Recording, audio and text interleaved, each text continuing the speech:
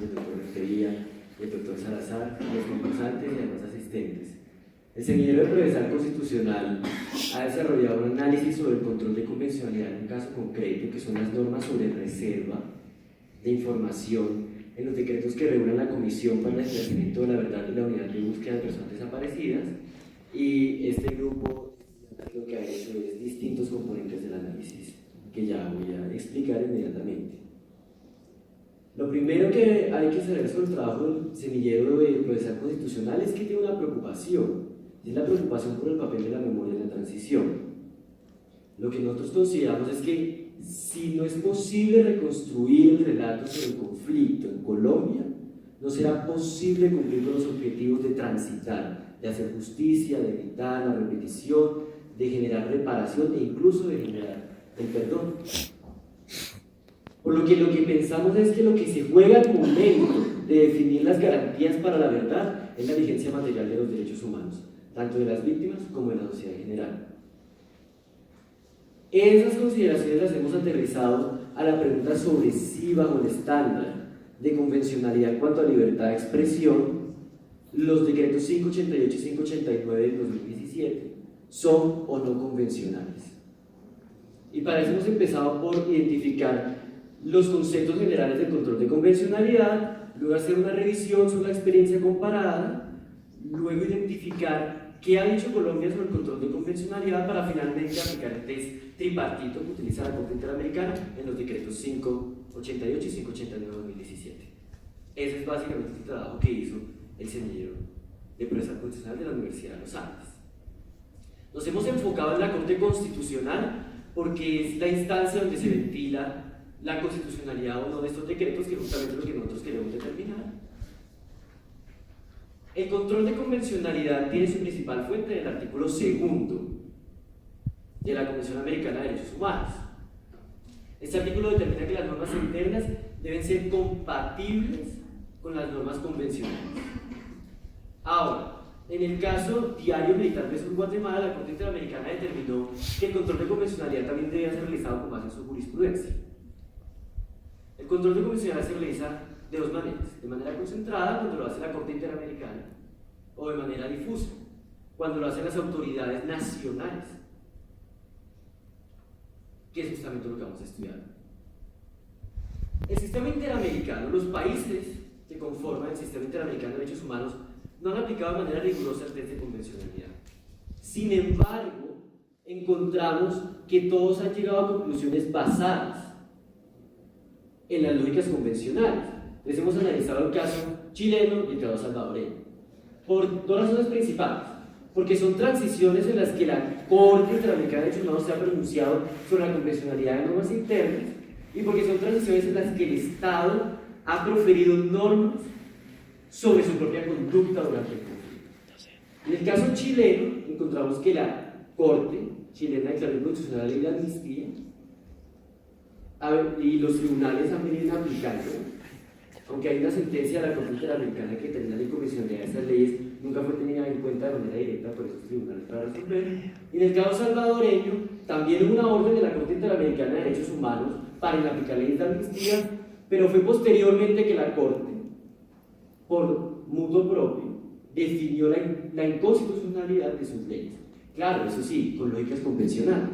Lo que nos deja ante la conclusión de que aunque no haya un método riguroso para aplicar el control de convencionalidad, sí se tienen en cuenta las lógicas convencionales del sistema interamericano de derechos humanos. Ahora, el caso colombiano se divide en dos discusiones. La primera, frente al texto de la convención, y la segunda, frente a la jurisprudencia de la Corte Interamericana. Frente a la convención, es pacífica la jurisprudencia en decir que tiene rango constitucional por el artículo 93, bloque de constitucionalidad, Tratado de Derechos Humanos. Pero frente a la jurisprudencia de la Corte Interamericana hay dos posiciones: una minoritaria, que considera que es vinculante, en tanto es el intérprete autorizado de la convención, y una mayoritaria, que considera que es simplemente una guía hermenéutica a la hora de tomar decisiones dentro de Colombia. Con base en ese panorama, entonces aterrizamos en los decretos 588 y 589 de 2017. ¿Qué es lo que hacen las disposiciones sobre reserva? Las disposiciones sobre reserva en estos decretos permiten que ambas instituciones, Comisión para la Verdad y Unidad de Búsqueda de Personas Desaparecidas, utilicen la información bajo reserva, pero no la pueden publicar. El gobierno, en los considerandos sobre estos decretos, dice que esta regulación cumple el estándar convencional de Mirna versus Guatemala. No obstante, en ese caso, no se señala que solo hay que permitir el uso, sino que también hay que permitir la divulgación de la información. Con lo que encontramos un primer error en los decretos, y es que en realidad cumplen el estándar de convencionalidad parcialmente. Ahora, el informe de la Relatoría para la Libertad de Expresión de la OEA en el año 2009 reconstruyó un test que utiliza la Corte Interamericana de Derechos Humanos para estudiar la libertad de expresión, que se conoce como el test tripartito, que tiene 3 pasos: estricta legalidad, búsqueda de un objetivo legítimo y necesidad, idoneidad y proporcionalidad en sentido estricto. Señor.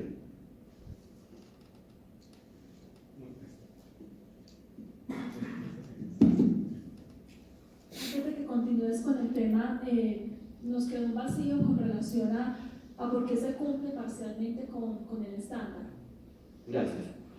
Si el cumplimiento parcial del estándar es porque se exige que la autoridad encargada de hacer una reconstrucción del relato, en este caso la Comisión de la Verdad y la Unidad de Búsqueda de Personas Desaparecidas, utilicen la información, pero también que la puedan colocar de uso público. Y estos decretos solo permiten el uso por la institución, pero no permiten la divulgación. Entonces, cuando el gobierno, los considerandos, en el último considerando estos decretos, dice: yo estoy cumpliendo el estándar de Mirna versus Guatemala, de la decisión de la Corte Interamericana de Derechos Humanos, comete una imprecisión, porque permite el uso, pero no la divulgación de la información. Gracias.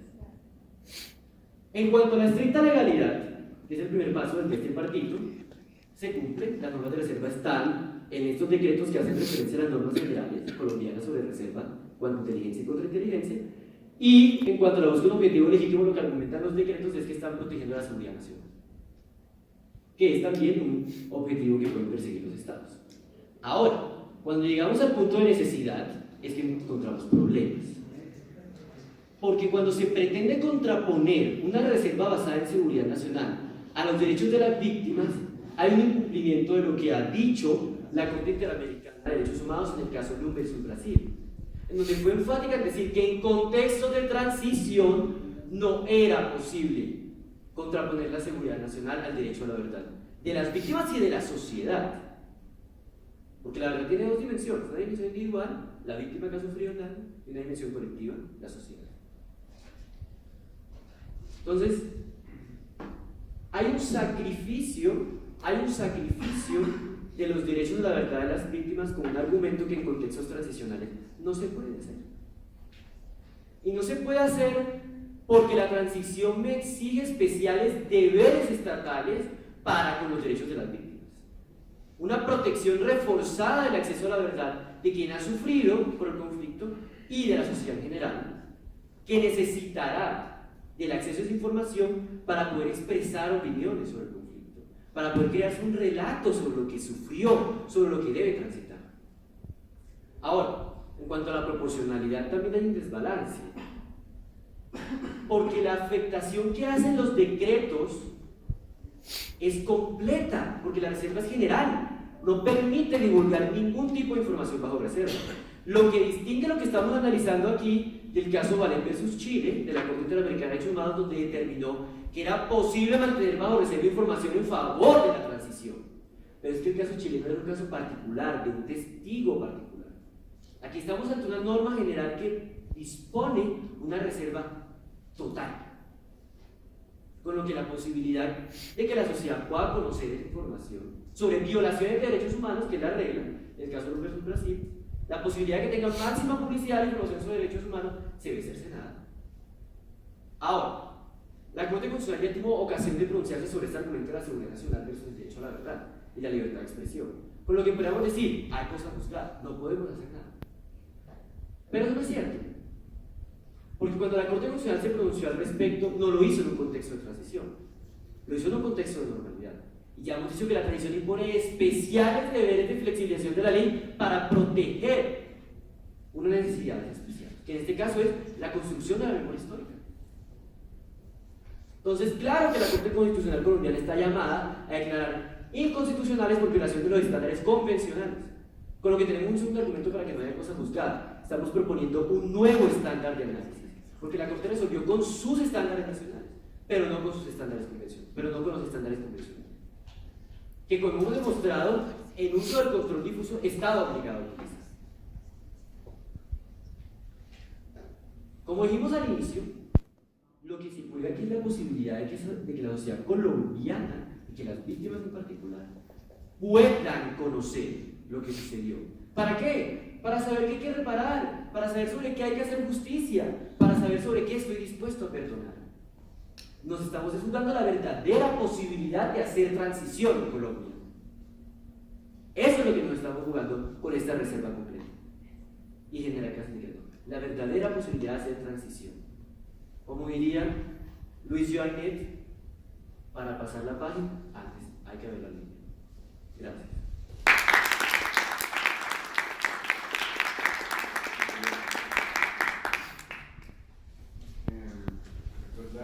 El apellido del doctor Uri.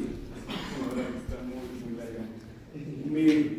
Mi inquietud, bueno, muchas inquietudes con la ponencia, sobre todo de tipo formal, porque como reconoce al comienzo de su intervención, el estándar de la jurisprudencia interamericana del derecho interno no es un estándar vinculante en este momento, y tampoco la Corte ha ejercido un control de convencionalidad de manera estricta, y tampoco está obligada a hacerlo de un modelo único, porque también la Corte Interamericana ha reconocido un margen de apreciación nacional al momento de implementar esos estándares.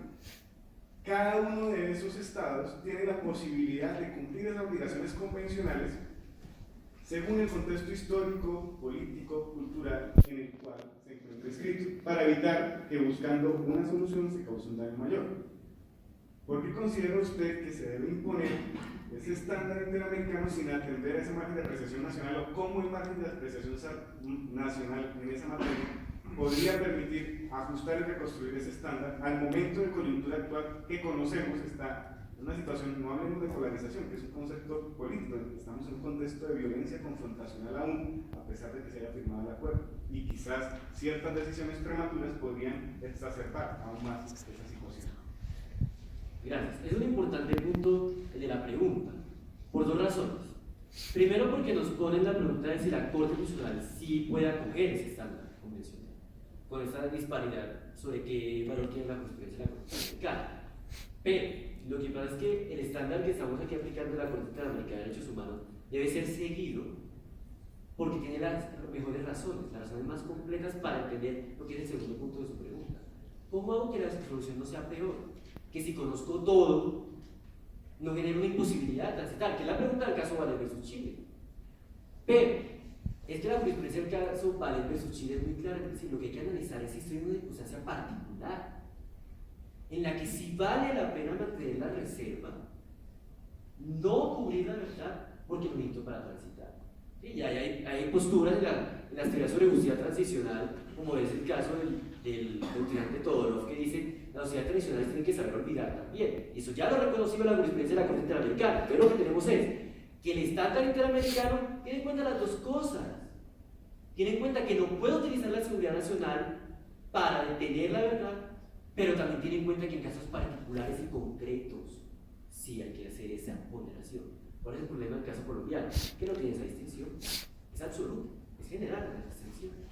Ahí no está el problema. Por eso la Corte Constitucional, incluso si quiere pensar la jurisprudencia de manera como un criterio de guía, como un criterio hermenéutico, está llamada a cogerla. ¿Por qué? Porque tiene las mejores razones.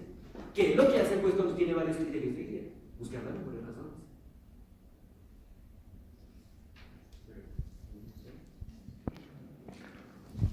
Muchísimas gracias.